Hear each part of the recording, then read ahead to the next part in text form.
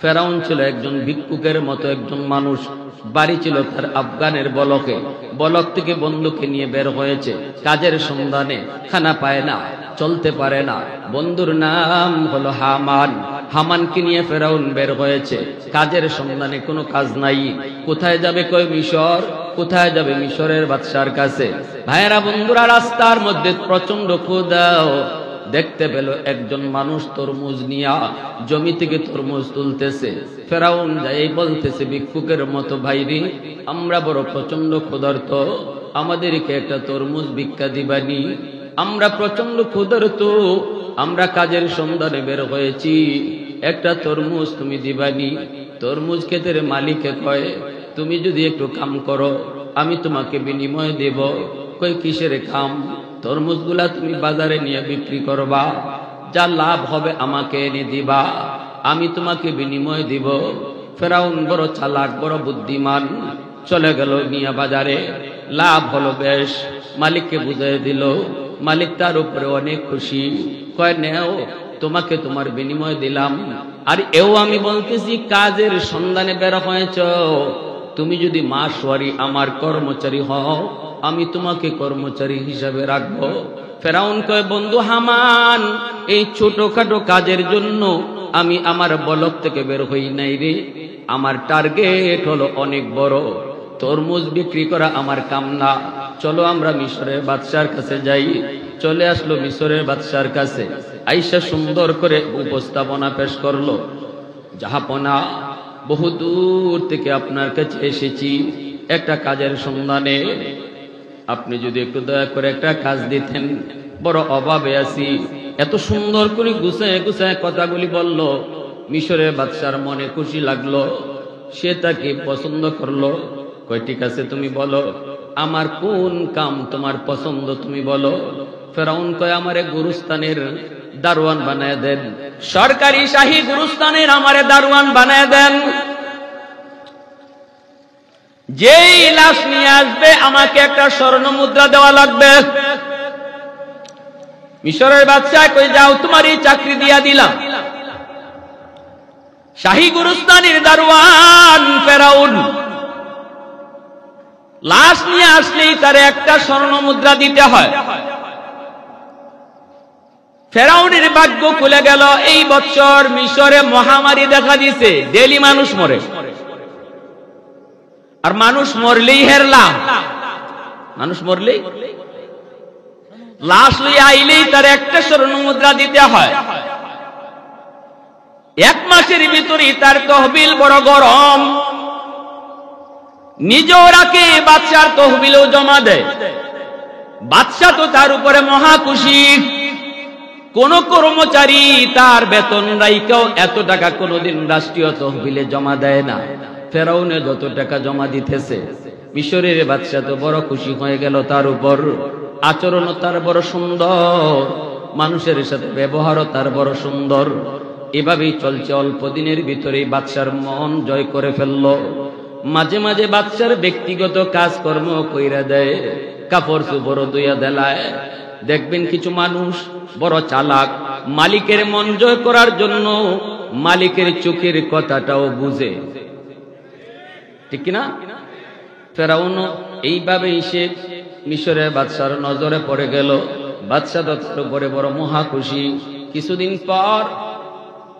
কিছুদিন পর দেখা গেল শহরের মেয়র কাকে বানানো হবে, শহরের মেয়র কাকে বানানো হবে এই নিয়ে একটা জরুরি মিটিং। বাদশা ডাইরেক্ট ঘোষণা দিয়া দিল, আজ থেকে ফেরাউন হবে। তখন তার নাম ফেরাউন নয়, কোন কোন কিতাবে লেখছেন কামুস। মিশরের বাদশার উপাধি ছিল ফেরাউন। মুসা নবীর জমানার ফেরাউনের নাম, আসল নাম ছিল কামুস। ওই মিশরের বাদশা বলতেছে, আজ থেকে শহরের মেয়র আমি বানায় দিলাম কামুসকে, কামুসকে, কারণ আমি তার উপরে বড় খুশি। ফেরাউন হয়ে গেল এখন শহরের মেয়র। ছিল প্রথমে একজন ফকির, তারপরে হইল গুরুস্থানের দারোয়ান, এখন হয়ে গেল মেয়র। এখন কি হইল? মেয়র হওয়ার পর তার এইরকম শাসন বড় সুন্দর চলল। বিচার ব্যবস্থা বড় সুন্দর, দুর্বলের পক্ষে থাকে, কখনো জালেমকে সাপোর্ট করে না, মজলুমের পক্ষে অবস্থান নেয়, জনগণের মনের ভাষা বুঝে, গরিব মানুষের পক্ষে সে কথা বলে। দুর্বল মানুষ কখনো তার কাছে যায় নিরাশ হয় না, সত্যিকারের সঠিক বিচারটা পায়। এতে করে দুর্বল মানুষগুলা, জনগণগুলা তার পক্ষে চলে গেল। তারাও তো দোয়া, অন্তর থেকে দোয়া করতে লাগলো।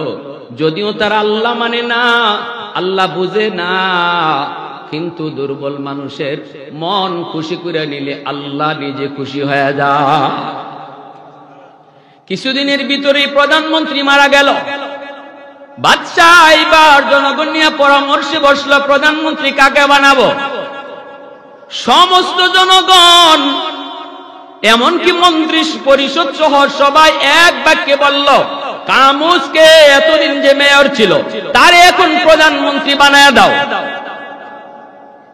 এখন সে হয়ে গেল প্রধানমন্ত্রী। প্রধানমন্ত্রী হওয়ার পরেই ফেরাউন তার বন্ধু হামানকে কয়, দোস্ত আমার তো প্রধানমন্ত্রী হওয়া টার্গেট নয়, আমার টার্গেট অনেক বড়। হামানে কয়, কি তোর টার্গেট একটু বল। ফেরাউন কয়, আমার টার্গেট হলো নিজে খুদা হওয়া। খুদা, আমি খুদা হইতে চাই। নাউজুবিল্লাহ জোরে কইবেন না? একটু জোরে আওয়াজ দিয়ে এখন নাউজুবিল্লাহ। হ্যাঁ, দেখছেন নি কই পর্যন্ত গেছে? আসিল ফকির, ওইল গুরুস্থানে দারোয়ান, এরপরে হইল মেয়র, এখন হইল প্রধানমন্ত্রী। এখন কয় হের স্বপ্ন হইল খুদা হওয়া। হামানে কয়, দোস্ত এটা তুই কি কস?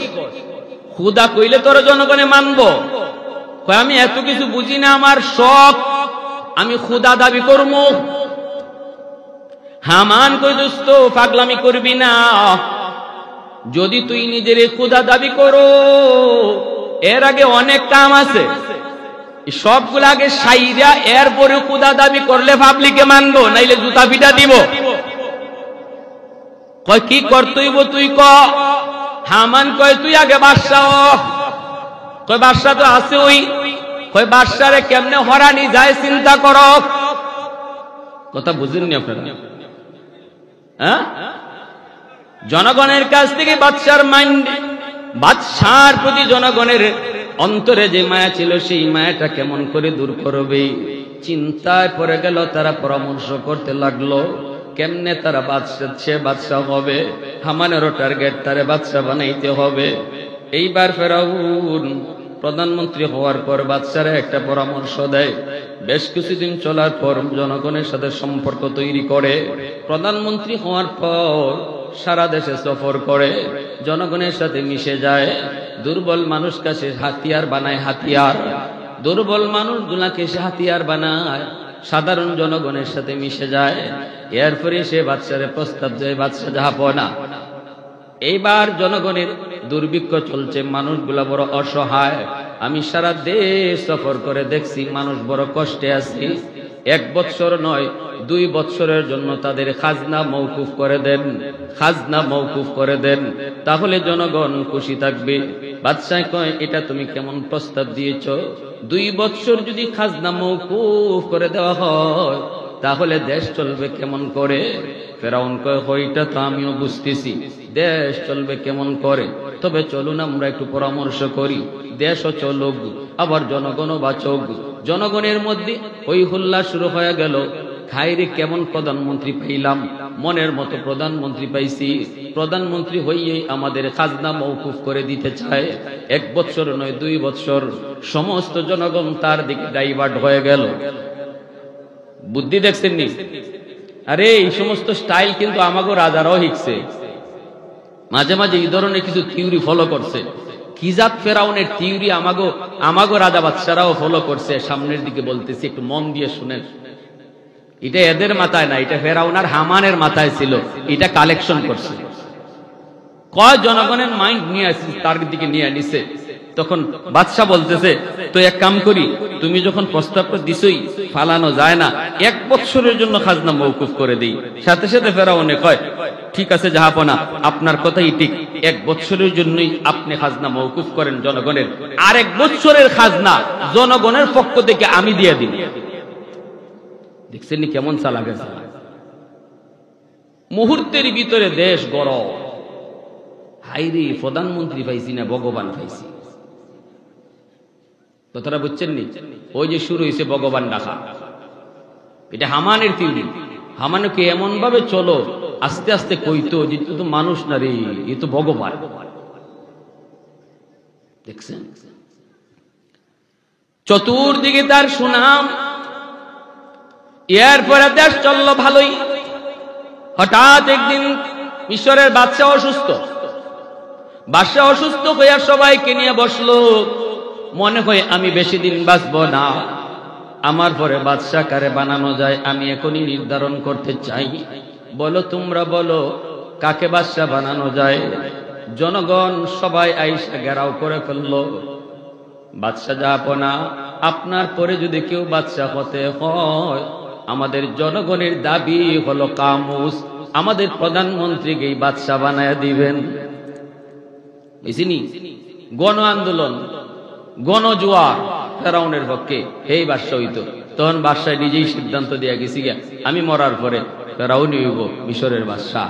ছিল ফকির, হইল গুরুস্তানের দারোয়ার, এরপরে মেয়র, এরপর হইল প্রধানমন্ত্রী, এখন বাদশাহ। এখন বাড়ি কিন্তু মিশর না ফেরাউনের।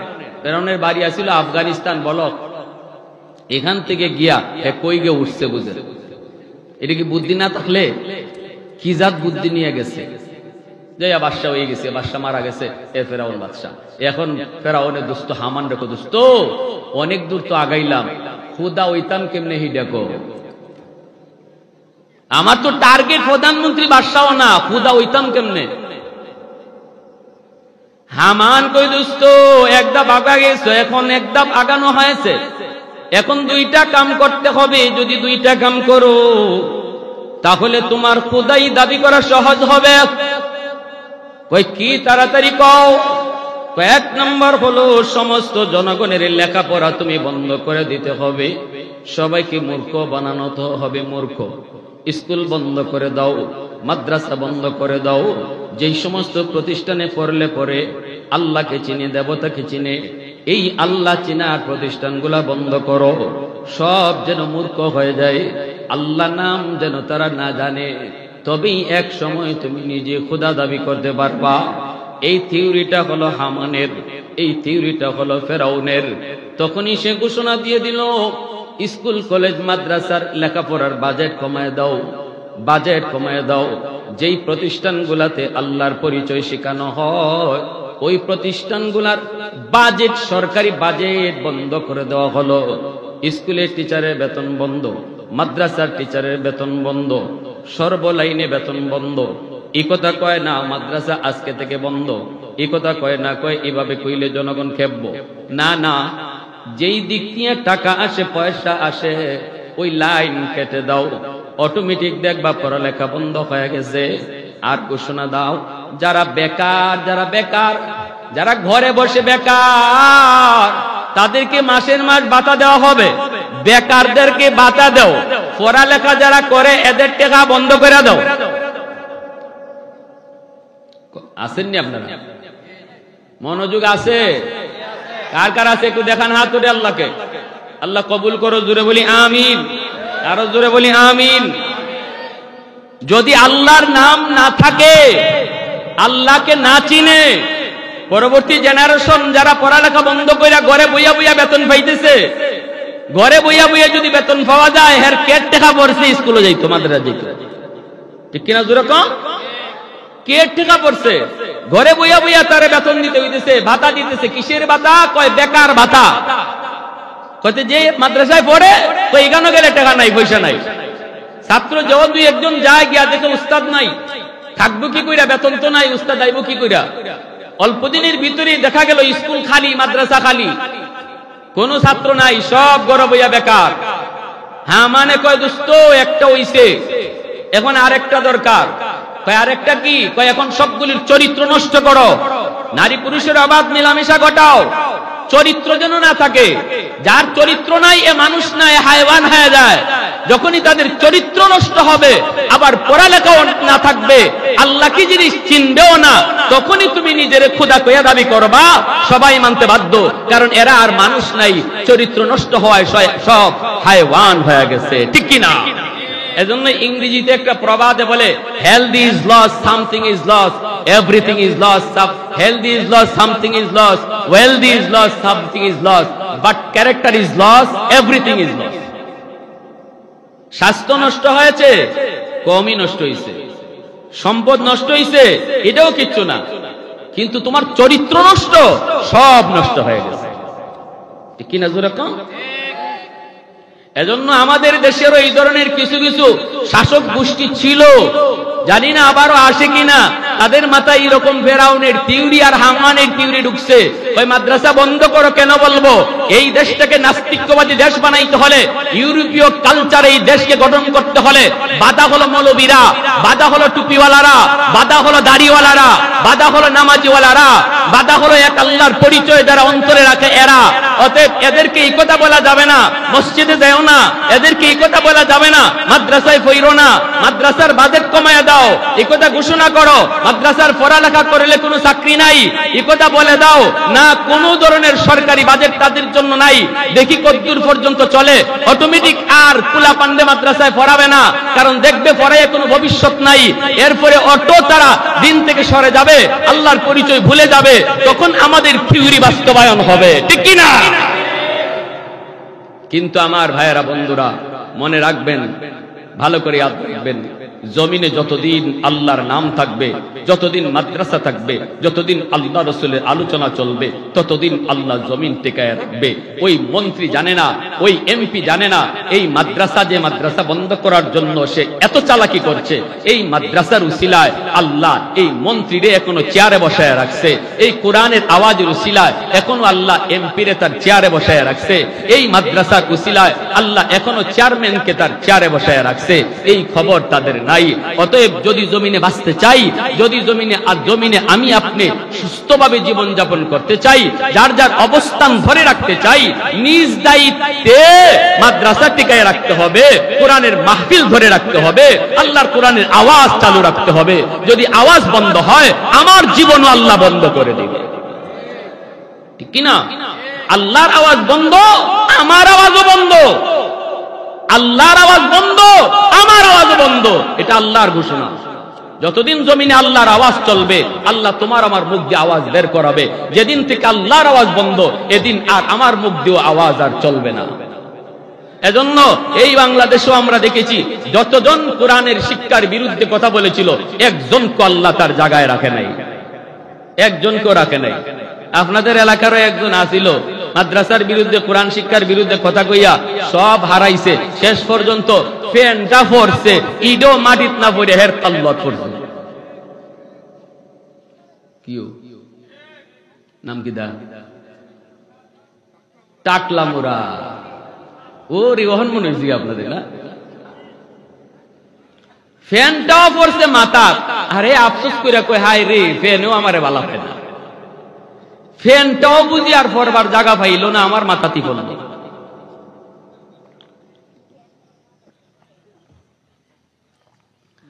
এজন্য আল্লাহ নবী রহমতের নবী বলেন, 2 নম্বর হলো মুসাফির ওয়া দাওয়াতুল মুসাফির। মুসাফিরের দোয়া বদ্দুয়া আল্লাহর দরবারে সরাসরি কবুল। যেই মানুষটা মনে করেন এই রকম ভাবে আপনার এলাকায় এসেছে অনেক দূর থেকে, এই মানুষটা হলো আপনার কাছে মুসাফির। সে যদি কোনো কিছু আপনার কাছে জানতে চায়, অথবা কোনো আচরণ কইরা যদি আপনি তার মনকে খুশি করতে পারেন, তাহলে নবীজি বলেন ওই মুসাফিরের অন্তরের দোয়াটাও আল্লাহর দরবারে সরাসরি কবুল হয়ে যায়। আর যদি আপনি মুসাফিরকে কষ্ট দেন, রাস্তা কইছে ভাই আমি যাইমু তো অমুক জায়গায়, কোথায় কইছি দিঘা বাইতুল আমান জামে মসজিদ, হে আমার এই রাস্তায় না দেখাইয়া উল্টা দেখাই দিছে। মনে করেন এরকম আমাদের হয়, বেশ দূর যাওয়ার পর 2 মাইল 3 মাইল যাওয়ার পরে কেউ কইল, হুজুর আপনি তো ভুল রাস্তায় এসেছেন, ওই যে মোড়, ওই মোড় থেকে আপনার ডান দিকে যাওয়ার দরকার ছিল, আপনি তো চলে এসেছেন বাম দিকে। বলুন তো, যেই মানুষটা আমাকে বাম দিকে দেখায় দিল, এই মানুষটার প্রতি অন্তরে আমি খুশি নাকি বেজার?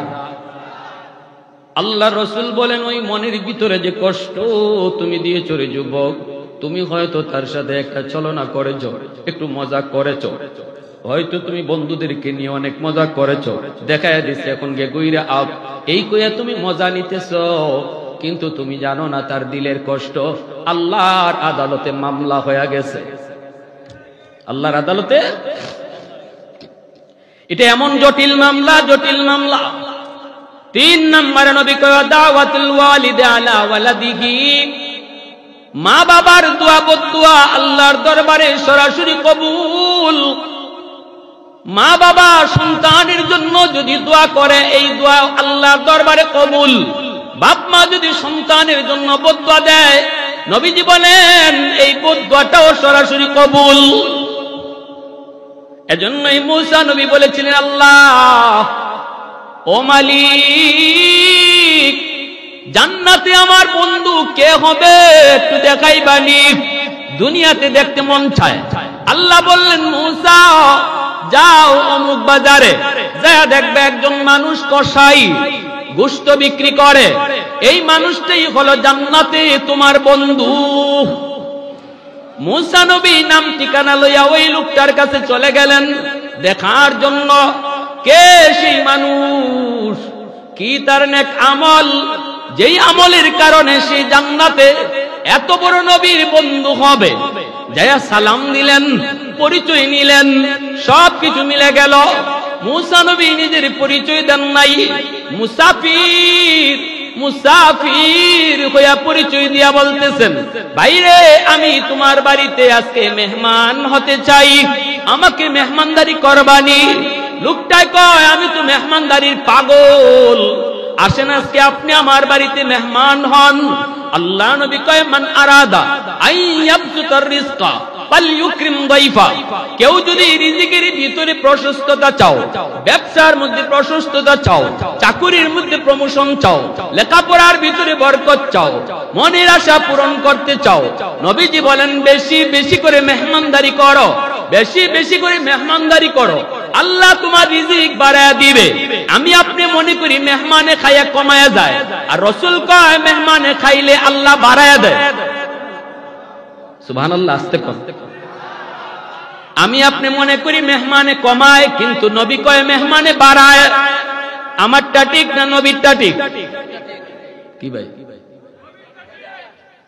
আমি আপনি অনেক কিছু বুঝি না, কিন্তু আমার নবী না বুঝে কিছু বলেন না, কারণ নবী নিজের থেকে কিছুই বলেন না, কার ইশারায়?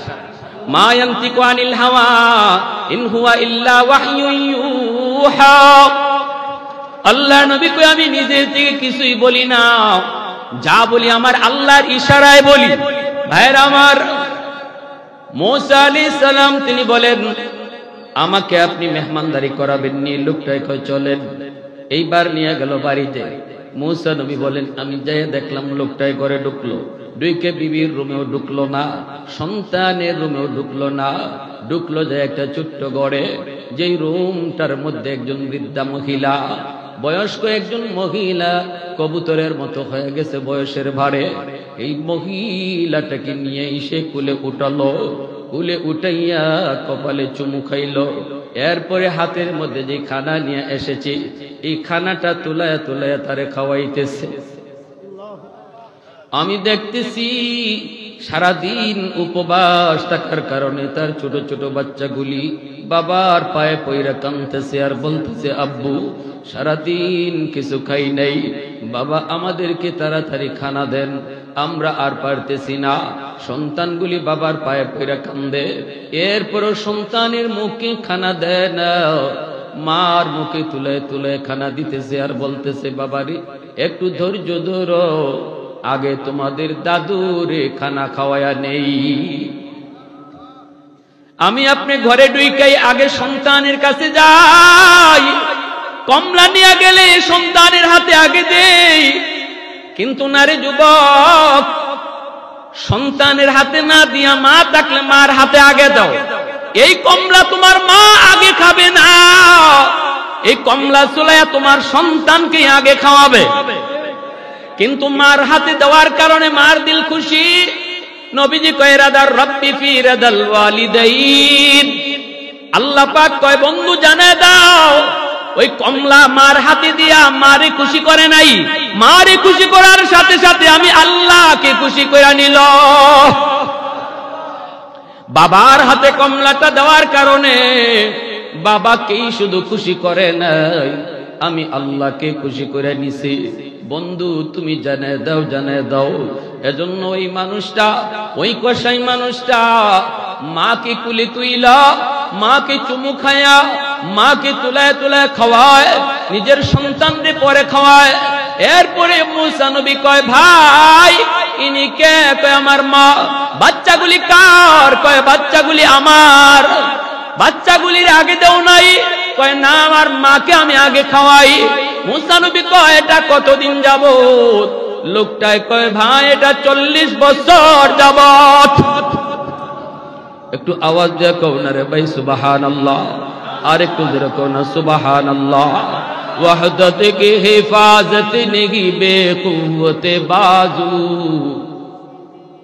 वहदत की हिफाजत नहीं बेकुव्वत बाजू, आती नहीं कुछ काम हाक़ल खुदा दाद, आती नहीं कुछ काम हाक़ल खुदा दाद।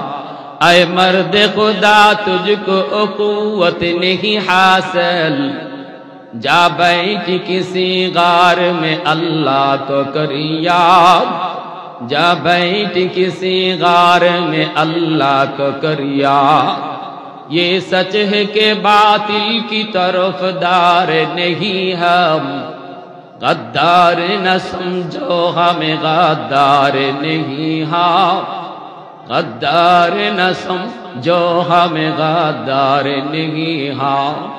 फूलों की तरह नरम मिजाज अपना है नाज़र, हम तेरी नहीं नेज़ा व तलवार नहीं हम, हम तेरी नहीं नेज़ा व तलवार नहीं हम।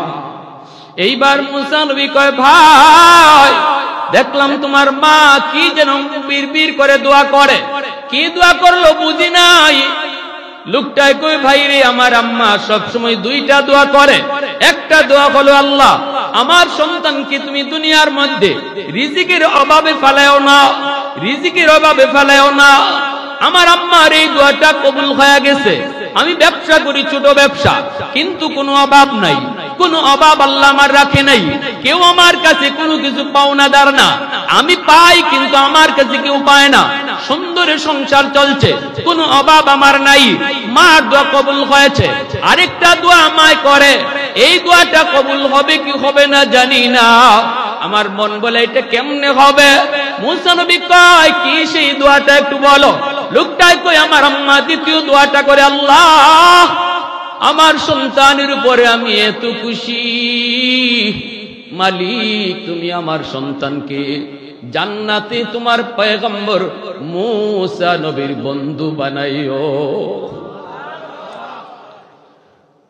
এই কথা বলতে আল্লাহর পয়গম্বর মুসা সিজদায় পড়ে কান্না শুরু করে দিল, আর কয় মালিক আমি পেয়ে গেছি কোন আমলের কারণে তোমার এই বান্দা আমার সাথে জান্নাতে বন্ধু হবে। মুসা নবী এইবার লোকটার বুকে জড়ায়া গালে চুমা দিয়া, কপালে চুমা দিয়া কই বাবা আয় আমার বুকে আয়। তোমার মার দ্বিতীয় দোয়াটাও আল্লাহর দরবারে কবুল হয়ে গেছে। আমি হলাম বনি ইসরাইলের পয়গম্বর যার নাম হলো মুসা। আমি আল্লাহর কাছে জানতে চেয়েছিলাম মালিক জান্নাতে বন্ধু আমার কে হবে একটু দেখতে মন চায়। আল্লাহ তোমার ঠিকানায় আমাকে পাঠিয়ে দিছি, আমি তোমার কাছে মুসাফির সেজে আসলাম, কি তুমি নেক আমল করো সেটা দেখার জন্য। কোন আমলের কারণে আল্লাহ তোমার উপরে এত খুশি, এত খুশি, জান্নাতে আমার বন্ধু বানায় দিবে। আমি আয়া পেয়ে গেছি তোমার মার দোয়ার কারণে আল্লাহ তোমার উপর এত খুশি, যে খুশির কারণে জান্নাতে আমার বন্ধু বানায় দিছে। এজন্য আল্লাহ নবী কয়, মা বাবার দোয়া বদ্দুয়া আল্লাহর দরবারে সরাসরি কবুল হয়ে যায়, সরাসরি। আর যদি কোনো সন্তানের উপরে বাপ মায় বদ্দুয়া দেয়, এই বদ্দুয়া কিন্তু সরাসরি কবুল হয়ে যায়। এক যুবক, ওই দিনও পত্রিকার মধ্যে পড়লাম, যুবক বলতেছে, আমার মা, আমি কিছু বুঝ হওয়ার পরে দেখলাম আমার আম্মা আমার আব্বা নাই। মাকে জিজ্ঞেস করলাম, মা কয় আমি ছোট্ট থাকতে আব্বা মারা গেছে। এরপরে মা আমাকে জানাইলো, বাবা তোমার বাবা মারা যাওয়ার পর আমার মা, আমার বাবা, আমার ভাই বোন আমাকে নিয়ে অন্যত্র বিয়ে দিতে চেয়েছে। আমি যাই নাই। আমি বলছি আল্লাহ আমাকে একটা মানিক দিছে, আমি আমার মানিকের চেহারা দেখে জীবন যৌবন কাটায় দিব, স্বামীর করে কাটায় দিব। এইভাবেই সংসার চলছে। মানুষের বাড়িতে কামকাজ কইরা কইরা বাচ্চাটারে লেখাপড়া করায় মা। এইভাবেই প্রাইমারি শেষ করলো, হাই স্কুল শেষ করলো। তারপরে ছেলে ঢাকায় চলে গেল, ইউনিভার্সিটিতে ভর্তি হলো। মার স্বপ্ন ছেলে একদিন বড় হবে, ছেলে একদিন অফিসার হবে। এরপরে মার দুঃখ গুছাবে। যেই ছেলের মুখের দিকে তাকাইয়া জীবন যৌবন সব মা কাটায় দিল, এই ছেলেকে নিয়ে মার বড় আশা, মার বড় আশা। একদিন দেখা যায় ছেলে বউ নিয়ে বাড়িতে হাজির হয়ে গেছে। মায় কয়, বাজান কি কে সে? আম্মা তোমার বউ। কেমনে কি হলো? ওই মা এত কিছু বইলা লাভ নাই, পছন্দ হয়েছে আমার স্যারের মেয়ে, বিয়ে করে ফেলেছি। মায় কয়, বাজান একটু বললেও তো পারতি, আমি তোর বিয়েতে একটু যাইতাম। তুই তো আমার এমন এক সন্তান, যে সন্তানের কারণে আমি আমার সব ছেড়েছি, বিয়েটা একটু মারে জানাইতি। কয়, মা জানাইবার টাইম পাই নেই। এইবার মায় বইতেছে, বাজান বড় লোকের মেয়ে বিয়ে করে আনছো, এই গরিবের মাকে মা কইয়া ডাকবো নি? কয়, মাগো ডাকবো, অসুবিধা নেই, আমি সব কইছি। কিছুদিন যাইতে না যাইতেই চেঞ্জ। বড় লোকের মেয়ে, গ্রামের মহিলা মা ডাকতে লজ্জা হয়। অফিস থেকে স্বামী আসলে পরে স্বামীর কানে কানে মার বিরুদ্ধে নালিশ দেয়। প্রথম দিন নালিশ দিল মার বিরুদ্ধে, ছেলে গ্রহণ করে নাই। আমার মার বিরুদ্ধে নালিশ দিও না, আমার মাই আমার সব। প্রথম দিন আর কিছু কয় নাই। দ্বিতীয় দিন আসার পরে আবার কানে কানে মার বিরুদ্ধে নালিশ দেয়। এইভাবে প্রতি রাত মার বিরুদ্ধে নালিশ দিতে প্রেম করে ভালোবাসা করে বিয়ে করার কারণে স্ত্রীর প্রতি সে দুর্বল। এই দুর্বল হওয়ার কারণে সে এক পর্যায়ে স্ত্রীর কথায় পড়ে যায়। মার রুমে ঢুইকে মারে বকাবকি করে। মায় কয়, বাজান অযথা তুই মারে বকবি না, আমি তোর স্ত্রীর সাথে কোনো কথাই বলি নাই। সে কয়, না আমার বউ কি মিথ্যা কথা কইব? কেন তুমি তার সাথে ঝগড়া করতে গেছো? মায় কয়, বাজান বিশ্বাস কর, আমি কোনো ঝগড়া করি না, আমি তার সাথে কোনো কথা কাটিতে যাই নাই। দ্বিতীয় দিন আসার পর যখন আবার নালিশ দেয়, মার রুমে ঢুইকা আমারে বকাবকি শুরু করে দিছে। তৃতীয় দিন আইসা যখন আবারও মার বিরুদ্ধে নালিশ দেয়, ওই দিন মার রুমে ঢুইকা মার গায়ে হাত উঠায় দিছে। নাউজুবিল্লাহ। যেই মাত্র মার গায়ে হাত উঠাইছে, মা দুঃখিনী চোখের পানিটা সাইরা কান্দে আর কই, বাজান রে, যেই হাতটা মা চুমায়া বড় করছি, এই হাত দিয়া বুঝি তুই মাকে আজকে মারলি? ঠিক আছে নে, আল্লাহ যেন তোর এই হাতটা ফসায়া দেয়, তুই যেন আমার জানাজার নামাজ পড়তে না পারো। ওই যুবক পত্রিকায় নিজে বলছে, নিজের জীবনী বলছে, নাম উল্লেখ করে নাই। কয়, যখনই মা দুইটা বুদ্ধ দিল, তখনই আমি টের পাইছি আমার পায়ের জমিন কাইপা উঠছে। কারণ আমার নবীর হাদিস মিথ্যা হতে পারে না। মা বাবার দোয়া যেমন কবুল, বাপ মার বদদোয়া ওর সাথে সাথে কবুল। যুবক বলে, অফিস থেকে কিছুদিন পর খবর পাইলাম মা মারা গেছেন। আমি বাড়িতে আসতে চেষ্টা করলাম খুব দ্রুত, কিন্তু রাস্তায় এত সমস্যা হলো, অন্য কোনোদিন এত সমস্যা হয় না। পুষতে পুষতে অনেক দেরি হয়ে গেল, এসে দেখি মানুষজন জানাজা পড়ে ফেলেছে। আমি তো বুঝে ফেলেছি মার বদদোয়া ছিল আমি যেন তার জানাজা পড়তে না পারি, নতুবা আজকে আমার জানাজা মিস হওয়ার কথা না।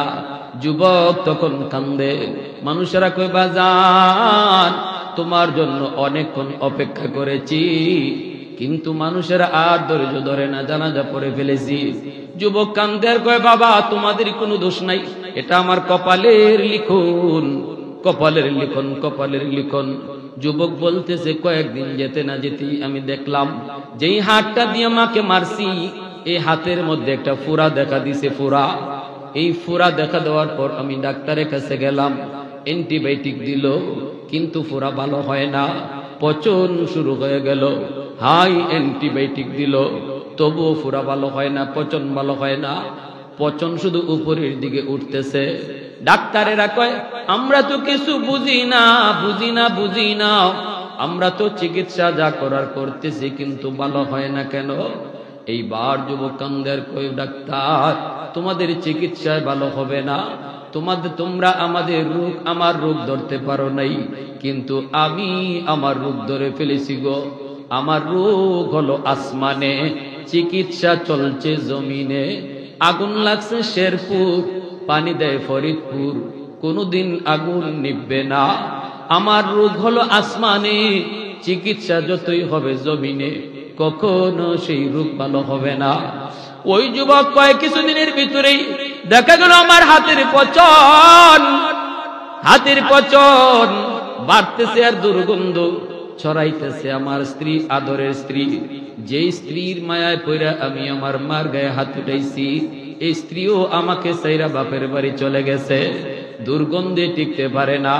এলাকার মানুষেরা কয় তাড়াতাড়ি বের হ, তোর কারণে আমরা এলাকায় থাকতে পারবো না, আমাকে এলাকা থেকে বের করে দেওয়া হয়েছে।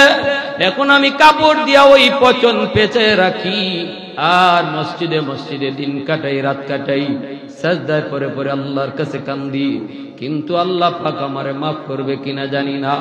এজন্য আমার রাসূল দয়ার নবী, মায়ার নবী বলতেছে উম্মতের দল, যদি বাপ মার কলিজায় ব্যথা থাকে, মঈনুদ্দিন চিশতি, আব্দুল কাদের জিলানীর আইনাও যদি তোমার ঘরে তুমি দোয়া করাও, তবুও কিন্তু আল্লাহ খুশি হবে না যতক্ষণ পর্যন্ত মা বাবা নিজে খুশি না হবে। আব্দুল কাদের জিলানীকে ঘরে আইনা দোয়া করাও, দোয়া কবুল হবে কি হবে না কোনো গ্যারান্টি নেই, কিন্তু আমার রাসূল বলছে মা যদি ভাঙ্গা করে বৈশা দোয়া হাত উঠায়, বাবা যদি ভাঙ্গা করে বৈশা হাত উঠায়, এই দোয়া কবুল হবে, এর গ্যারান্টি আছে। সুবহানাল্লাহ জোরে বলেন। তাহলে কার যার দোয়া কবুল হওয়ার গ্যারান্টি আছে, তাকে তুমি খালি কমলা খাওয়াও না আর বাবার দরবারে গরু লইয়া যাও, এমন খুশি আল্লাহরে জীবনও করাইতে পারবে না, ঠিক কিনা? যে খুশি হলে আল্লাহ খুশি, তারে খুশি করার কোনো চিন্তা নাই। আর বিশ্বাসে খুশি হলে আল্লাহ খুশি, এমন কোন হাদিস পাই নাই। আমরা এই কথা বলি না যে হক্কানি পীররে খুশি করেন না, করেন। যদি আল্লাহওয়ালা হন, হক্কানি পীর বুজুর্গ হন, তাহলে আলহামদুলিল্লাহ। বাংলাদেশে হক্কানি পীর বুজুর্গ আছেন, চরমুনার হযরত আছেন, এরকম আরো বহু হযরত ওয়ালারা আছেন। যেমন 27 তারিখ আসতেছেন ফয়জুল করিম সাহেব আপনাদের এলাকায়, আলহামদুলিল্লাহ হক্কানি পীর বুজুর্গ, তাদের কাছে যান, খুশি করেন।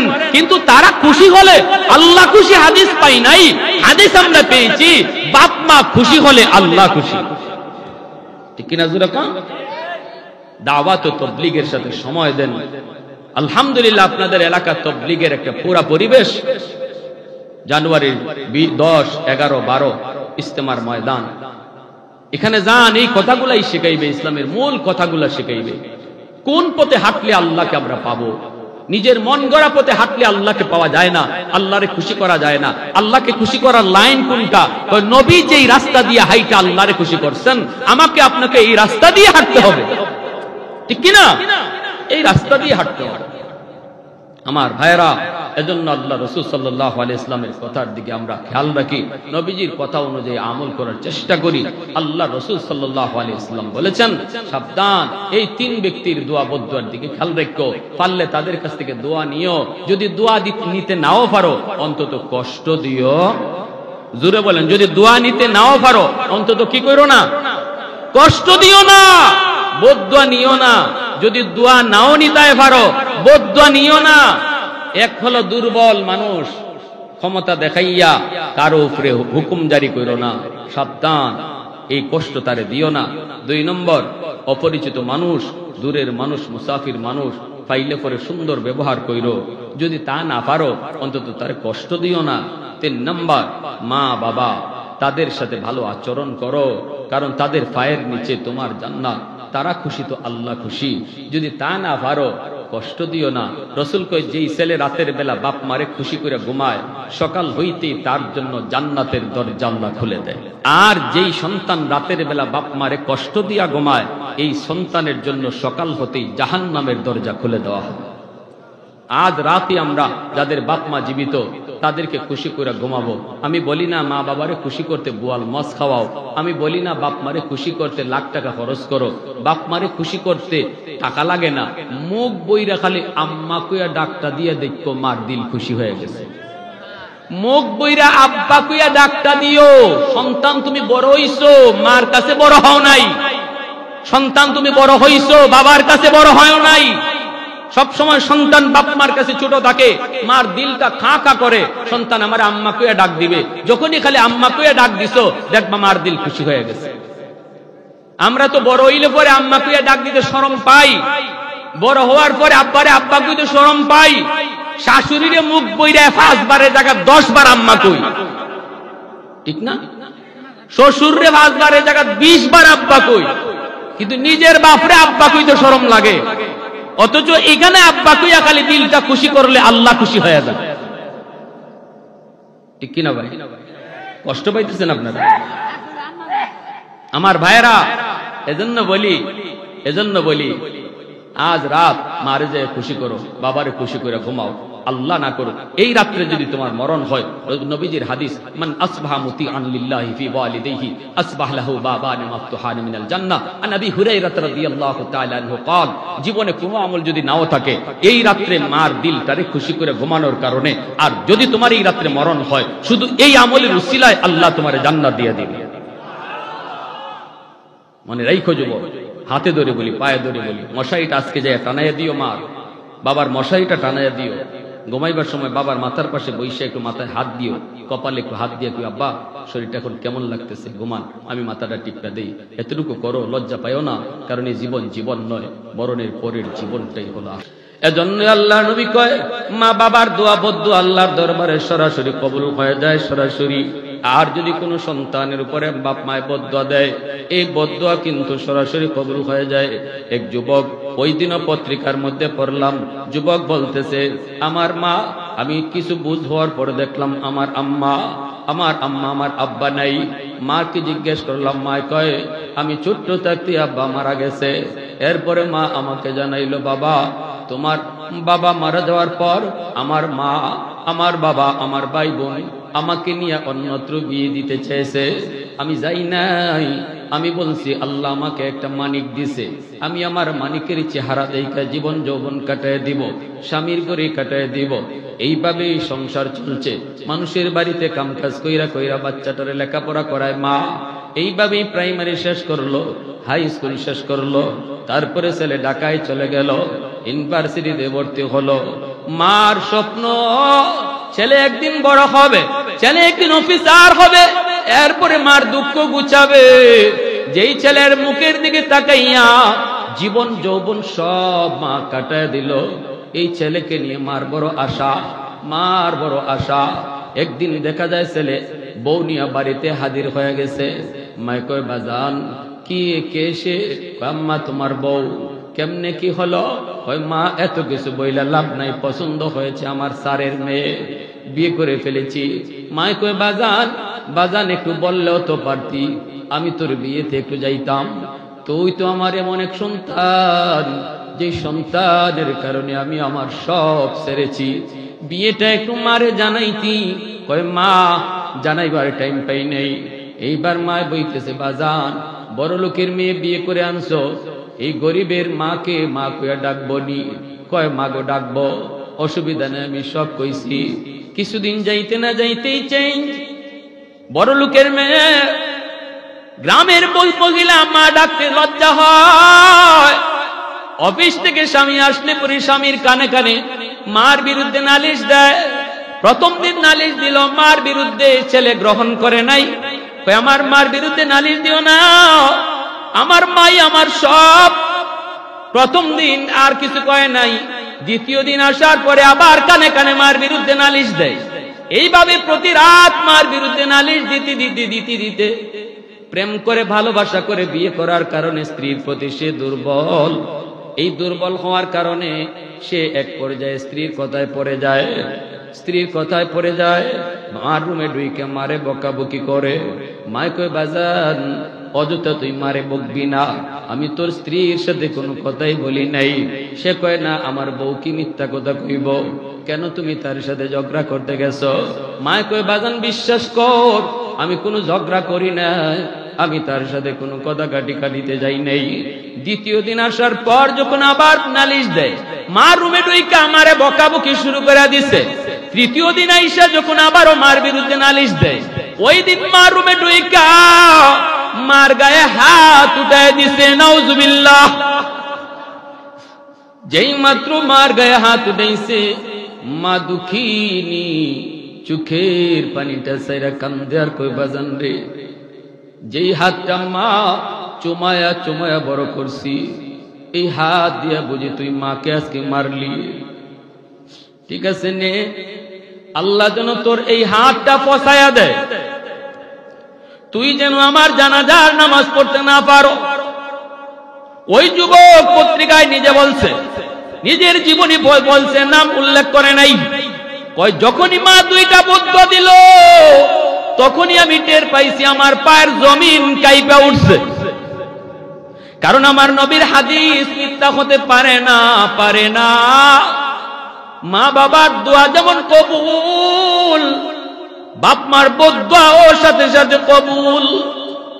যুবক বলে, অফিস থেকে কিছুদিন পর খবর পাইলাম মা মারা গেছেন। আমি বাড়িতে আসতে চেষ্টা করলাম খুব দ্রুত, কিন্তু রাস্তায় এত সমস্যা হলো, অন্য কোনোদিন এত সমস্যা হয় না। বুঝতে বুঝতে অনেক দেরি হয়ে গেল। এসে দেখি মানুষজন জানাজা পড়ে ফেলেছে।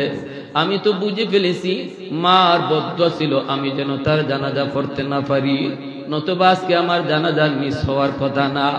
যুবক তখন কান্দে। মানুষেরা কই বাজান তোমার জন্য অনেকক্ষণ অপেক্ষা করেছি, কিন্তু মানুষেরা আর ধৈর্য ধরে না, জানাজা পড়ে ফেলেছি। যুবক কান্দে আর কয় বাবা তোমাদের কোনো দোষ নাই, এটা আমার কপালের লিখন, কপালের লিখন, কপালের লিখন। যুবক বলতেছে, কয়েকদিন যেতে না যেতেই আমি দেখলাম যেই হাতটা দিয়ে মাকে মারছি, এই হাতের মধ্যে একটা ফুরা দেখা দিছে, ফুরা। এই ফুরা দেখা দেওয়ার পর আমি ডাক্তারের কাছে গেলাম, অ্যান্টিবায়োটিক দিল, কিন্তু ফুরা ভালো হয় না, পচন শুরু হয়ে গেল। হাই অ্যান্টিবায়োটিক দিল, তবুও ফুরা ভালো হয় না, পচন ভালো হয় না, পচন শুধু উপরের দিকে উঠতেছে। ডাক্তারেরা কয় আমরা তো কিছু বুঝি না, বুঝি না, বুঝি না, আমরা তো চিকিৎসা যা করার করতেছি, কিন্তু ভালো হয় না কেন? এইবার যুবক কান্দের কয় ডাক্তার তোমাদের চিকিৎসায় ভালো হবে না, তোমরা আমাদের রোগ, আমার রোগ ধরতে পারো নাই, কিন্তু আমি আমার রোগ ধরে ফেলেছি গো।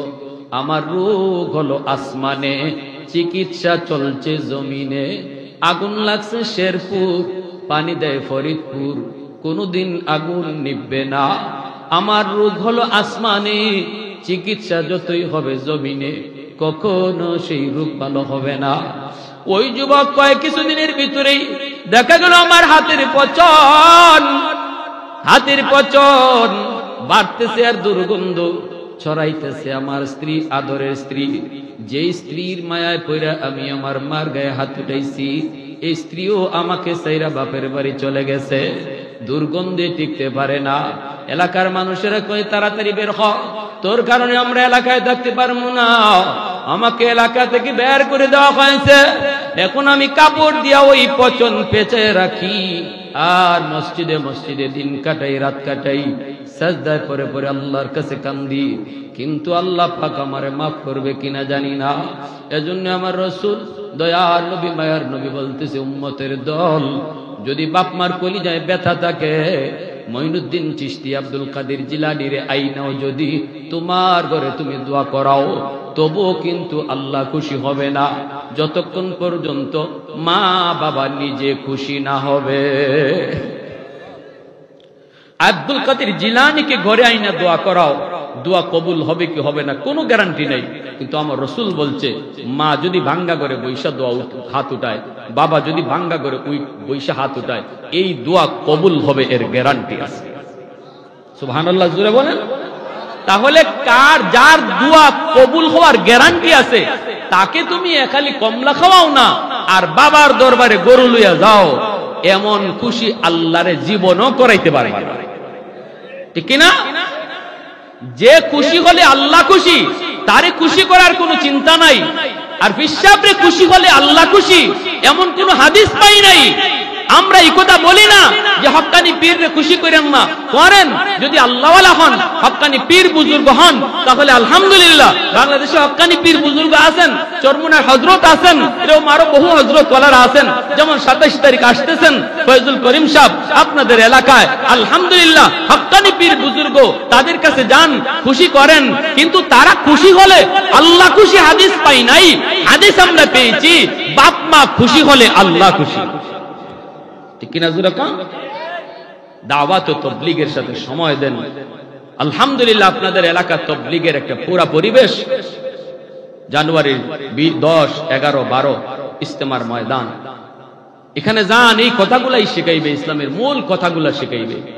কোন পথে হাঁটলে আল্লাহকে আমরা পাবো? নিজের মন গড়া পথে হাঁটলে আল্লাহকে পাওয়া যায় না, আল্লাহরে খুশি করা যায় না। আল্লাহকে খুশি করার লাইন কোনটা? নবী যেই রাস্তা দিয়ে হাইটা আল্লাহরে খুশি করছেন, আমাকে আপনাকে এই রাস্তা দিয়ে হাঁটতে হবে, ঠিক কিনা? এই রাস্তা দিয়ে হাঁটতে হবে আমার ভাইরা। এজন্য আল্লাহ রাসূল সাল্লাল্লাহু আলাইহি ওয়াসাল্লামের কথার দিকে আমরা খেয়াল রাখি, নবীজির কথা অনুযায়ী আমল করার চেষ্টা করি। আল্লাহ রাসূল সাল্লাল্লাহু আলাইহি ওয়াসাল্লাম বলেছেন, সাবধান, এই 3 ব্যক্তির দোয়া বদদুয়ার দিকে খেয়াল রাখো। পারলে তাদের কাছ থেকে দোয়া নিও, যদি দোয়া নিতে নাও পারো অন্তত কষ্ট দিও। জোরে বলেন, যদি দোয়া নিতে নাও পারো অন্তত কি করো না? কষ্ট দিও না, বদদুয়া নিও না। যদি দোয়া নাও নিতে পারো বদদুয়া নিও না। এক হলো দুর্বল মানুষ, ক্ষমতা দেখাইয়া কারো উপরে হুকুম জারি করো না, সাবধান, এই কষ্ট তারে দিও না। 2 নম্বর, অপরিচিত মানুষ, দূরের মানুষ, মুসাফির মানুষ পাইলে পরে সুন্দর ব্যবহার কইরো, যদি তা না পারো অন্তত তারে কষ্ট দিও না। 3 নম্বর, মা বাবা, তাদের সাথে ভালো আচরণ করো, কারণ তাদের পায়ের নিচে তোমার জান্নাত। তারা খুশি তো আল্লাহ খুশি, যদি তা না পারো কষ্ট দিও না। রাসূল কয়, যেই ছেলে রাতের বেলা বাপ মারে খুশি করে ঘুমায়, সকাল হইতেই তার জন্য জান্নাতের দরজা আল্লাহ খুলে দেয়। আর যেই সন্তান রাতের বেলা বাপ মারে কষ্ট দিয়া ঘুমায়, এই সন্তানের জন্য সকাল হতেই জাহান্নামের দরজা খুলে দেওয়া হয়। আজ রাতে আমরা যাদের বাপ মা জীবিত তাদেরকে খুশি করে ঘুমাবো। আমি বলি না মা বাবারে খুশি করতে বোয়াল মাছ খাওয়াও, আমি বলি না বাপ মারে খুশি করতে লাখ টাকা খরচ করো। বাপ মারে খুশি করতে টাকা লাগে না, মুখ বইরা খালি আম্মা কুয়া ডাকটা দিয়ে দেখো মার দিল খুশি হয়ে গেছে। মুখ বইরা আব্বা কুয়া ডাকটা দিও। সন্তান তুমি বড় হইছো, মার কাছে বড় হও নাই। সন্তান তুমি বড় হইছো, বাবার কাছে বড় হয় নাই। সব সময় সন্তান বাপ মার কাছে ছোট থাকে, মার দিলটা খা খা করে, সন্তান আমার আম্মা কুয়া ডাক দিবে। যখনই খালি আম্মা কুয়া ডাক দিছো, দেখবা মার দিল খুশি হয়ে গেছে। আমরা তো বড় হইলে পরে আম্মা কুয়া ডাক দিতে শরম পাই, বড় হওয়ার পরে আব্বারে আব্বা কইতে শরম পাই। শাশুড়িরে মুখ বইরা 5 বারের জায়গা 10 বার আম্মা কই, ঠিক না? শ্বশুররে 5 বারের জায়গা 20 বার আব্বা কই, কিন্তু নিজের বাপরে আব্বা কইতে শরম লাগে। অথচ এখানে আব্বা কুইয়া খালি দিলটা খুশি করলে আল্লাহ খুশি হয়ে যায়, ঠিক কিনা ভাই? কষ্ট পাইতেছেন আপনারা আমার ভাইয়েরা। এজন্য বলি আজ রাত মারে যায় খুশি করো, বাবারে খুশি করে ঘুমাও। আল্লাহ না করো এই রাত্রে যদি তোমার মরণ হয়, নবীজির হাদিস, মান আসবাহা মুতিআন লিল্লাহি ফি ওয়ালিদাইহি আসবাহ লাহু বাবান মাফতুহান মিনাল জান্নাহ। আন আবি হুরায়রা রাদিয়াল্লাহু তাআলা আনহু قال, জীবনে কোনো আমল যদি নাও থাকে, এই রাত্রে মার দিলটারে খুশি করে ঘুমানোর কারণে, আর যদি তোমার এই রাত্রে মরণ হয়, শুধু এই আমলের উসিলায় আল্লাহ তোমারে জান্নাত দিয়ে দিবে। মনে রাখো যুবক, হাতে ধরে বলি, পায়ে ধরে বলি, মশারিটা আজকে যায় টানাইয়া দিও মার, বাবার মশারিটা টানাইয়া দিও।